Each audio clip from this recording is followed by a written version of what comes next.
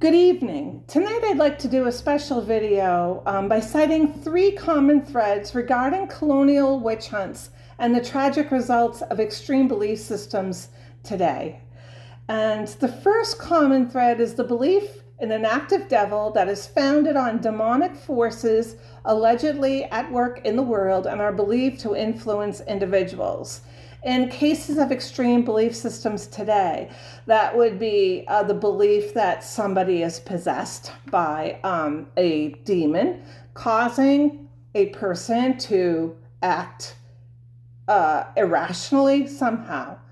And then, of course, an exorcism would take place because they believed that they needed to exorcise this supposed demon out of the person.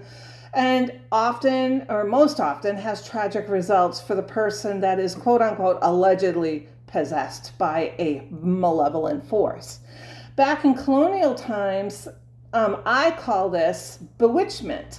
And bewitchment, especially in the Salem witch hunt records in 1692 and before, and the Connecticut witch trials, was the belief that someone could send their spirit to wreak havoc on their neighbors, on the environment somehow,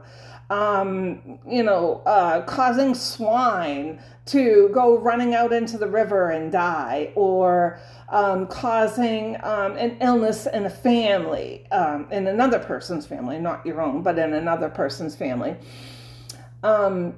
Another common thread is that both involve the identification and attribution of a person's problems to a supernatural cause.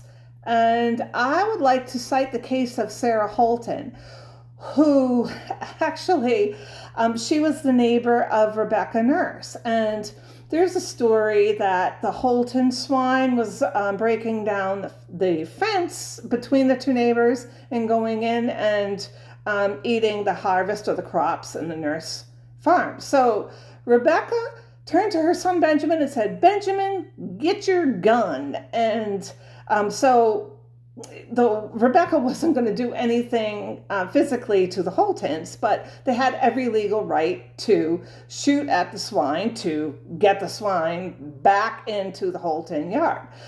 And of course, there were allegedly some words between Rebecca and Sarah Holton. Soon after, Sarah Holton's husband, Benjamin, died. He was sick and he died.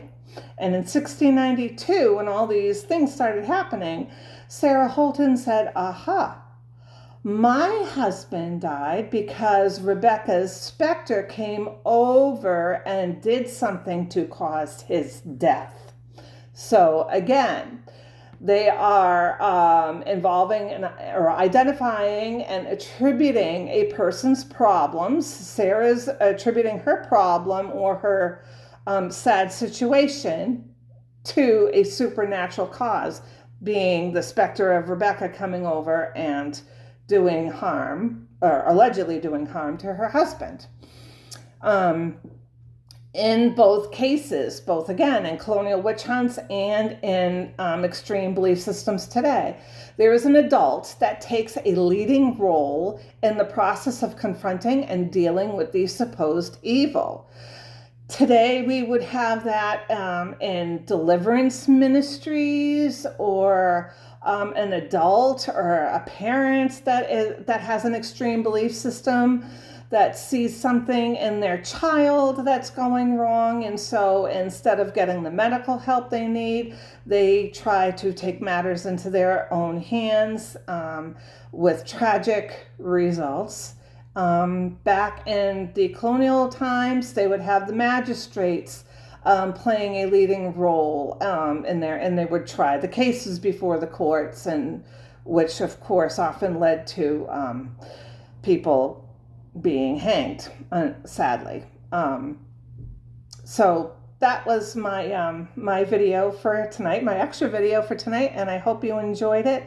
And I will be recording for the World Day Against Witch Hunts right now and have that video out tonight as well.